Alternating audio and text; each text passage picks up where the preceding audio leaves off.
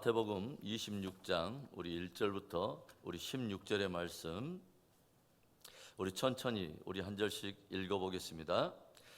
예수께서 이 말씀을 다 마치시고 제자들에게 이르시되 너희가 아는 바와 같이 이틀이 지나면 유월절이라 인자가 십자가에 못 박히기 위하여 팔리리라 하시더라. 그때 대제사장들과 백성의 장로들이 가야바라 하는 대제사장의 관정에 모여 예수를 흉계로 잡아 죽이려고 의논하되 말하기를 밀란이 날까 하노니 명절에는 하지 말자 하더라. 예수께서 베다니 나병 환자 시몬의 집에 계실 때에 한 여자가 매우 귀한 향료 한 옥합을 가지고 나와서 식사하시는 예수의 머리에 부으니 제자들이 보고 분개하여 이르되 무슨 의도로 이것을 허비하느냐, 이것을 비싼 값에 팔아 가난한 자들에게 줄 수 있었겠도다 하거늘 예수께서 아시고 그들에게 이르시되 너희가 어찌하여 이 여자를 괴롭게 하느냐, 그가 내게 좋은 일을 하였느니라. 가난한 자들은 항상 너희와 함께 있거니와 나는 항상 함께 있지 아니하리라. 이 여자가 내 몸에 이 향유를 부은 것은 내 장례를 위하여 함이니라. 내가 진실로 너희에게 이르노니 온 천하에 어디서든지 이 복음이 전파되는 곳에서는 이 여자가 행한 일도 말하여 그를 기억하리라 하시니라. 그때 12 중에 하나인 가룟 유다라 하는 자가 대제사장들에게 가서 말하되 내가 예수를 너희에게 넘겨주리니 얼마나 주려느냐 하니 그들이 은 30을 달아주거늘 그가 그때부터 예수를 넘겨줄 기회를 찾더라. 아멘. 역사의 중심에는 예수 그리스도가 계십니다. 우리는 실제 역사가 예수 그리스도 이전 역사인 BC와 예수 그리스도 이후 역사인 AD로 나뉘는 것을 알고 있어요. 예수 그리스도는 비단 역사만 나누는 것은 아닙니다.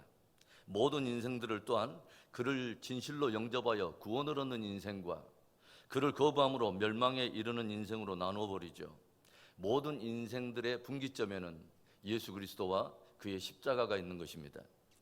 우리는 마태복음 24장과 25장에서 예수님께서 친히 세상 끝에 일어나게 될 여러 징조들을 들려주시면서 그렇다면 종말 성도들은 어떻게 살아야 하는가 하는 종말 성도에 합당한 삶과 신앙의 자세를 도전하시는 말씀을 들었습니다.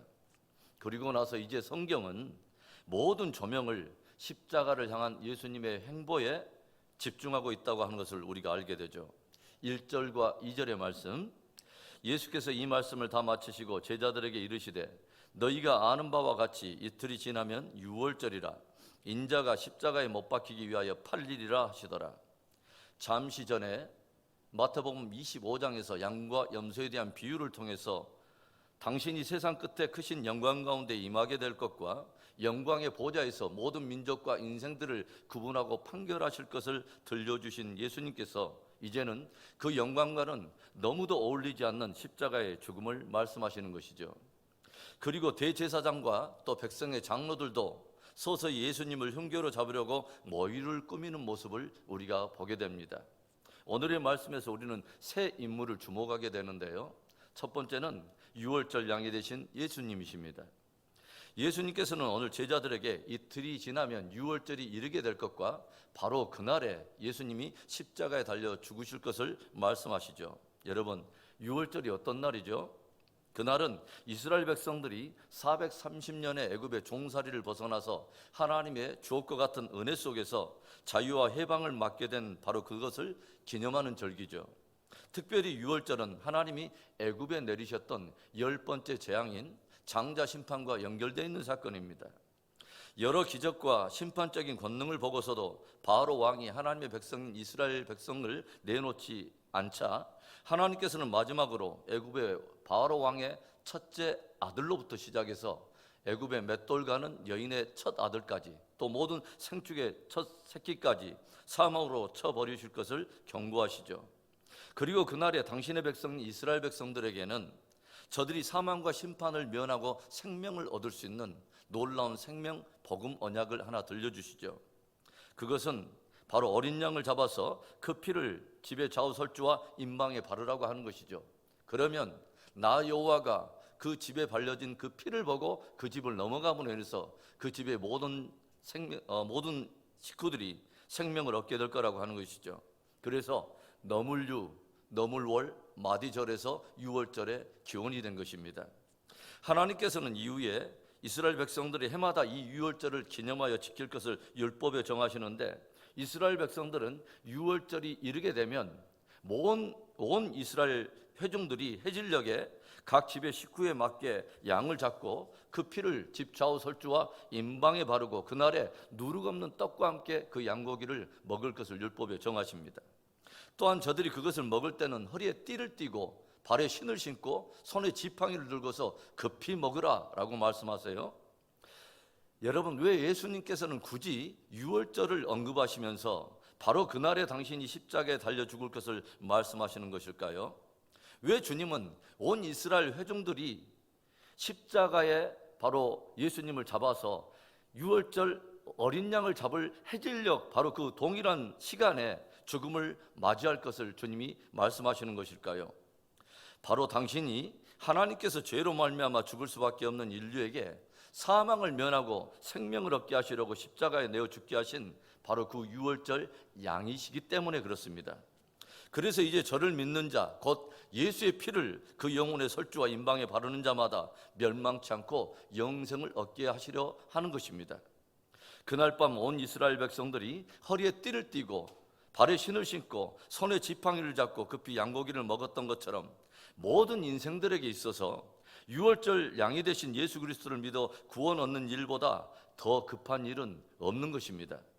사도 바울은 이런 말씀을 들려주고 있어요. 고린도전서 5장 7절의 말씀에 너희는 누룩 없는 자인데 새 덩어리가 되기 위하여 묵은 누룩을 내어버리라.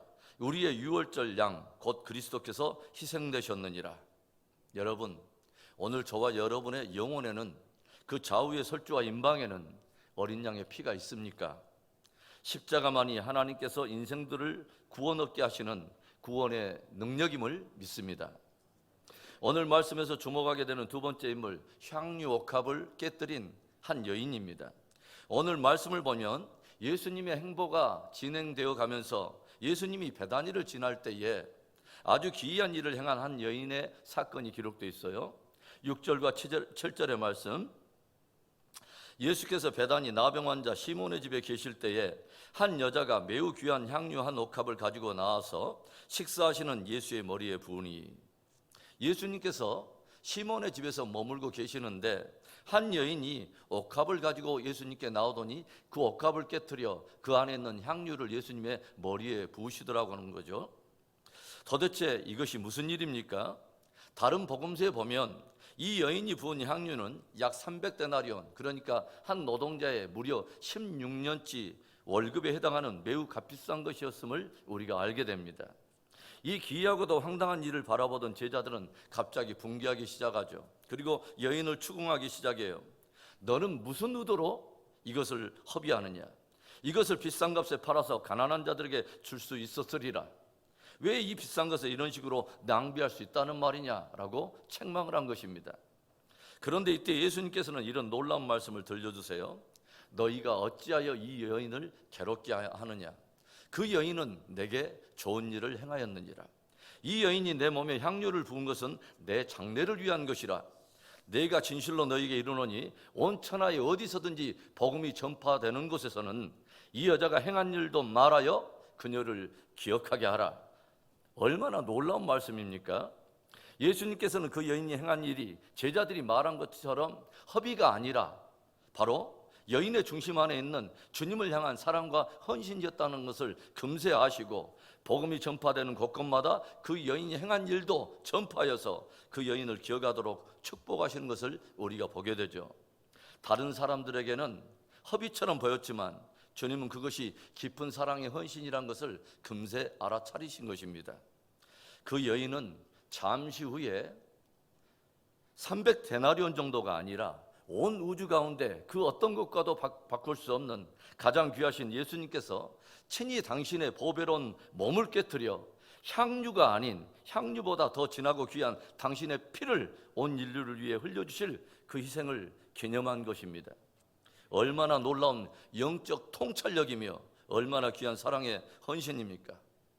오늘 우리가 주님께 드리는 드림, 주를 위한 섬김이 허비가 아닌 깊은 사랑의 헌신되기를 주의 이름으로 축원합니다. 오늘 말씀에서 주목하게 되는 마지막 사람, 예수님을 팔아버린 가룟 유다입니다. 우리는 오늘 베다니 시몬의 집에서 일어난 그 아름답고도 숭고한 헌신 바로 그 뒤에 참으로 두렵고 떨리는 한 인물의 배반을 목격하게 되죠. 14절부터 16절의 말씀. 그때 열둘 중에 하나인 가룟 유다라 하는 자가 대제사장들에게 가서 말하되 내가 예수를 너희에게 넘겨주리니 얼마나 주려느냐 하니 그들이 은 30을 달아주거늘 그가 그때부터 예수를 넘겨줄 기회를 찾더라. 우리가 오늘 말씀의 소두 부분을 보면 본래 대제사장과 백성의 장로들은 예수님을 흉계로 잡으려고 모의하다가 명절에는 하지 말자라고 결론을 내리고 유월절을 피하여 주님을 잡으려고 했다는 것을 우리가 알게 돼요. 그런데 저들의 계획과는 상관없이 예수님을 석기 바로 유월절, 하나님이 말씀하신 정하신 바로 그날에 잡아 죽일 수 있도록 결정적인 역할을 하는 한 인물이 등장하는 것을 보죠. 바로 가룟 유다라고 하는 사람입니다. 그는 예수님이 자신의 마음에 품고 있는 메시아가 아닌 것을 깨닫고 그 안에 웅크리고 있는 탐욕을 채우려고 종교 지도자들을 찾아가 마침내 은 30을 받고 주님을 팔아버리는 것을 우리가 봅니다. 이제 더 이상 예수님으로 인해서 유익을 취할 수 없다는 것을 깨닫게 된 그는 예수님을 위해서 자신의 삶을 더 이상 허비하고 싶지 않은 것입니다. 허비해야 될 필요가 없었던 거죠. 가룟 유다에게는 주를 따르는 모든 것이 다 허비였던 것입니다.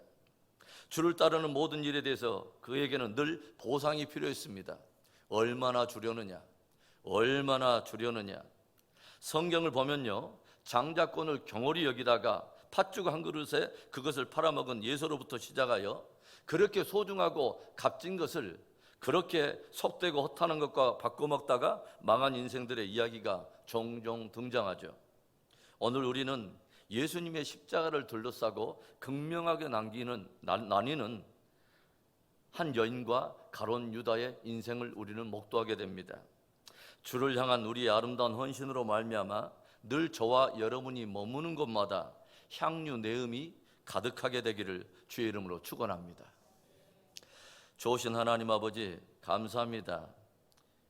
역사의 한 중심에 예수 그리스도와 그의 십자가가 있듯이 우리의 인생에 예수 그리스도의 십자가와 그의 복음이 있음을 우리가 고백합니다. 오 하나님 아버지, 다시 한번 우리의 심령 안에 십자가를 통한 하나님의 사랑이 성령으로 말미암아 기름 부어지고 우리가 하나님 매일 살아가는 아버지 동력이 주의 사랑이 되기를 원합니다.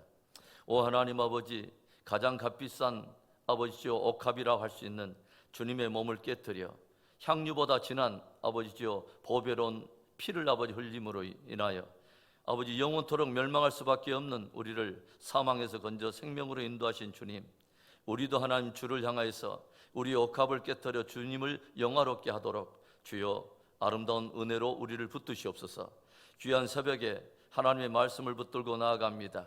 귀한 새벽녘 우리 아버지 우리의 옥합을 깨뜨리며 주께 예배를 드리는 귀한 심령들 위해 성령을 부어주시고 귀한 새벽에 하나님의 말씀을 붙들고 주님께 기도하며 나아가는 우리 모두에게 하나님의 살아계심의 거룩함을 아버지 응답으로 받는 복된 시간 되게 해 주옵소서. 역사하실 하나님을 찬송하고 주 예수 그리스도의 이름으로 감사하며 기도합니다. 아멘.